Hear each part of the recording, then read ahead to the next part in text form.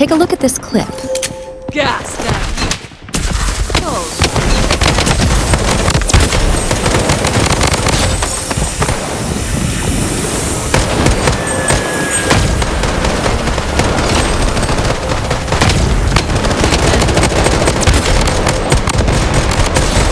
Does it look suspicious? What if I told you this person was using cheats? Well, they are, as the person is me, using an aimbot I developed in a couple days and have been using for months without any fear of being banned. No one would have ever questioned a play like this in a game, and if someone was playing well and hitting all their shots, they would just be praised for being cracked and good at the game. In recent times, I felt more and more like I was running into suspicious players that were performing in a way that just didn't feel like the usual Smurfs, but anytime I called out the behavior to my fellow teammates, they brushed it off as a player who was just good.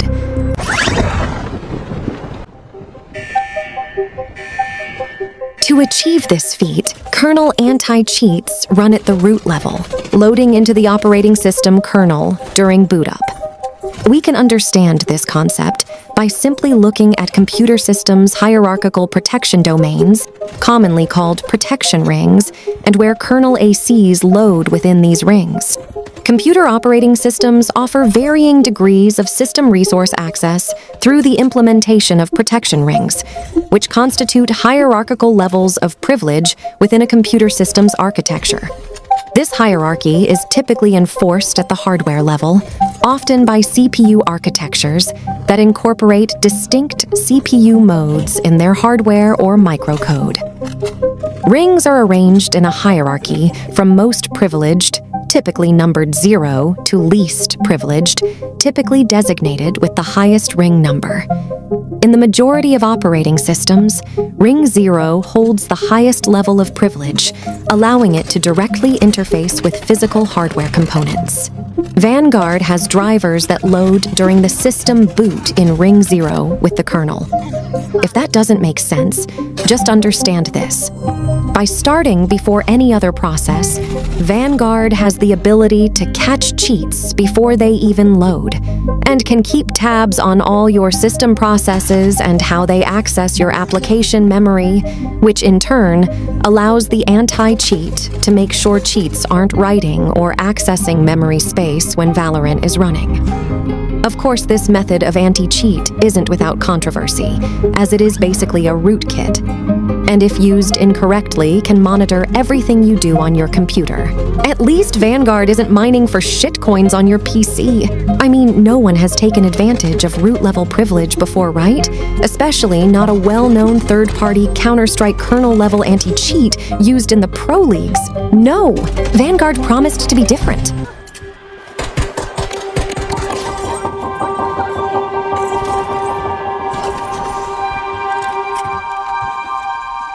So how do cheaters get around kernel anti-cheats that seemingly know everything? There are many ways people cheat the system to gain a competitive advantage, from actions as innocent as bind jump throws all the way to DMA hardware. It should be noted that Riot patched the Logitech Lua scripts, but for some reason the Razer XML scripts still work. But for anyone serious about cheating, there's nothing better than an aimbot, triggerbot, or one of the most powerful cheats of all, the Extra Sensory Perception cheat, aka ESP. There is one thing all of these cheats traditionally need: access to the game's memory space. The video game's client-side application will store critical game information in the temporary memory, such as player information, their health, and their location. The game obtains enemy player information from the server encrypted in packets, and those packets are then loaded into the memory to be processed by the game itself through system API calls. To resolve enemy location, a cheat will need to access and read the game's memory, thus obtaining the enemy location in 3D space, which can then be processed by the cheat program for ESP, aimbot, or triggerbot. There are two ways cheats can access this memory, externally or internally. On an external cheat, the cheat program runs as a separate process, makes the same system API calls to read into the game's memory space, and resolves enemy player locations. On the other hand, internal cheats are injected into the game client. They are able to read and write to the application memory through the actual game instance by hooking function calls, and can resolve a lot more information with less latency and more accurately, allowing for more responsive and sophisticated cheats. However, a good anti-cheat can usually detect these kinds of anomalies, and cheaters who use external cheats that read from the game's memory using standard system calls, or inject internal cheats into the game will get caught fairly quickly. So how would a cheat hook into system calls if root-level anti-cheats can detect them? Cheaters, they are very, very present in Bloodstrike. People are selling cheats, people are sharing cheats, people are using macros and sharing macros. They're even selling macros. Like, those things are crazy expensive, actually. People are making money off of this. This is like a whole business. For the people that don't know this, you do not need a running cheating program nowadays to actually cheat. Cheats can be inserted into almost any hardware and be ran through like processes within the hardware. You don't even need a running program, is what I'm trying to say, which is kind of scary and kind of insane. What is going on? Is this how Bloodstrike is gonna end?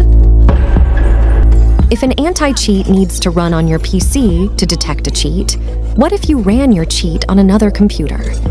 That's exactly what cheaters started doing to get around third-party root-level anti-cheats in Counter-Strike.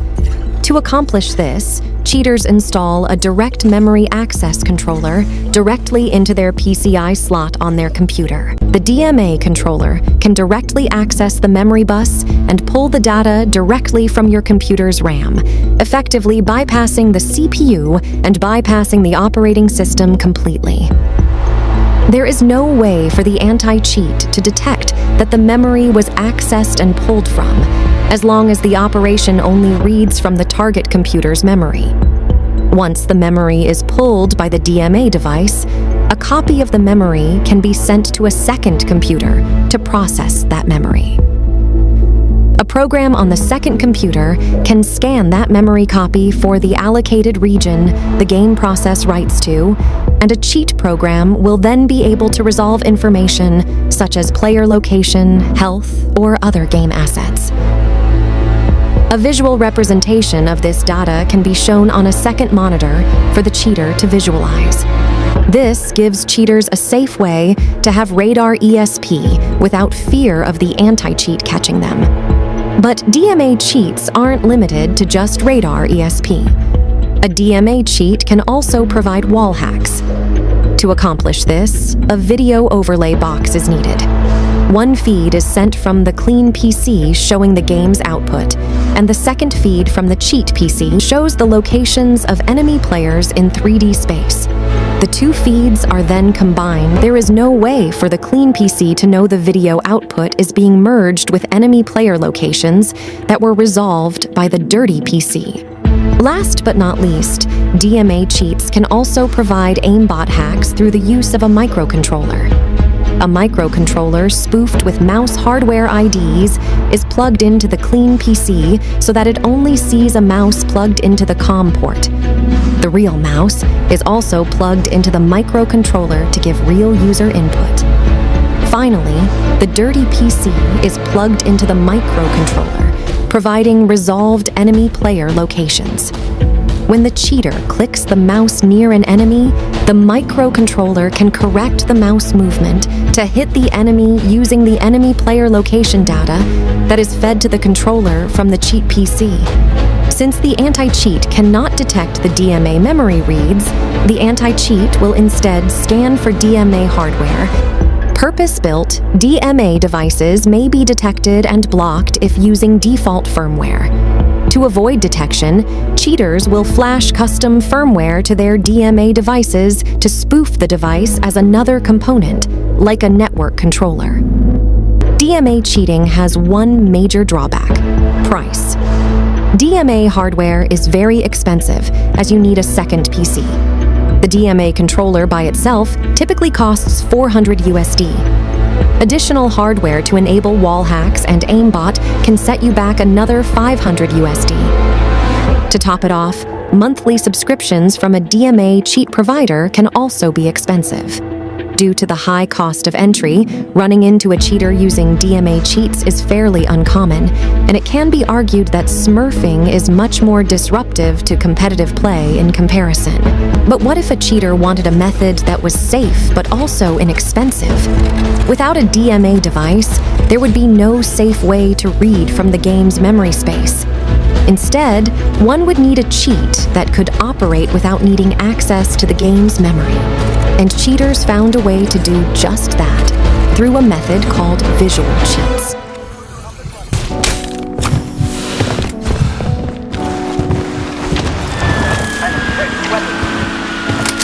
Reloading! Fire! Support called in.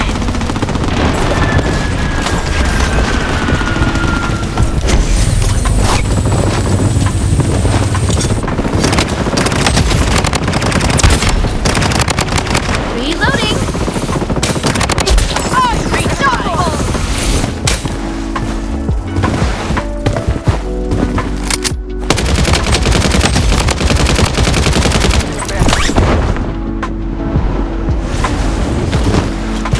UAV support called in.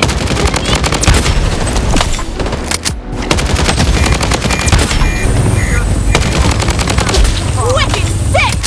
Reloading!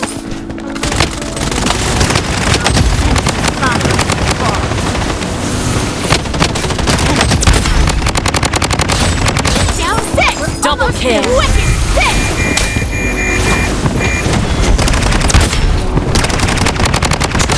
Wicked sick! UAV support called in. Enemy spotted. Here.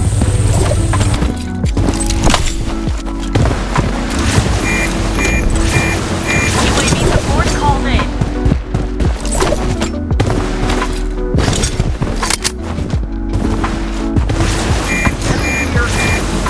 UAV support called in.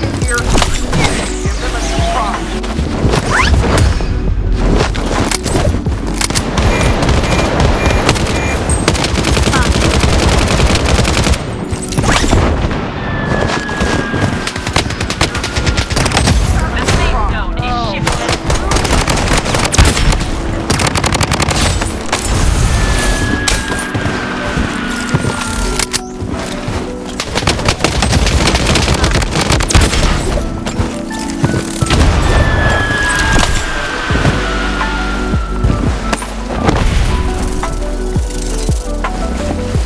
Wicked sick! Enemy spotted!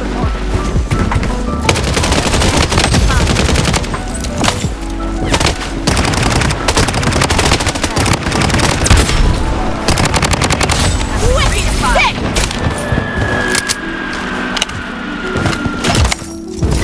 UAV support called in.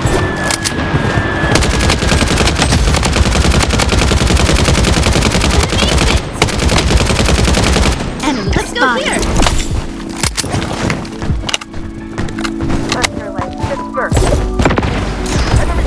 UAV support called in.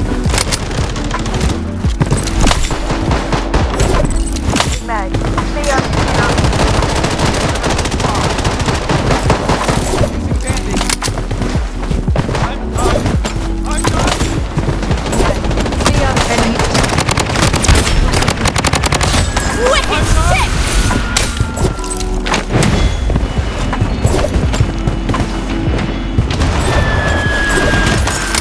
UAV support called in. The safe zone is shifting. Loadout airdrop incoming. Stay out of sight.